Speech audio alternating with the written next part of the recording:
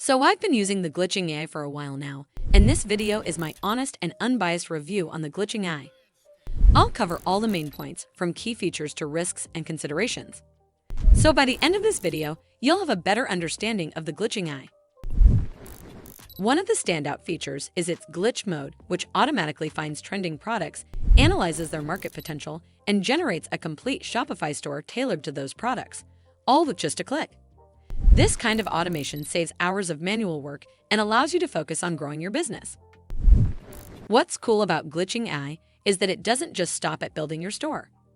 It provides detailed product analysis, including profit margins, market saturation, and potential competition, helping you make smarter decisions about what to sell. Plus, it generates ad scripts and custom marketing plans, so you don't have to be a marketing genius to create effective ads for your products. The platform is designed for both beginners and experienced dropshippers, making it versatile and user-friendly. In terms of security, glitching AI takes user privacy seriously. It uses encryption and other security measures to protect your data. Plus, your payment information is never stored on their servers.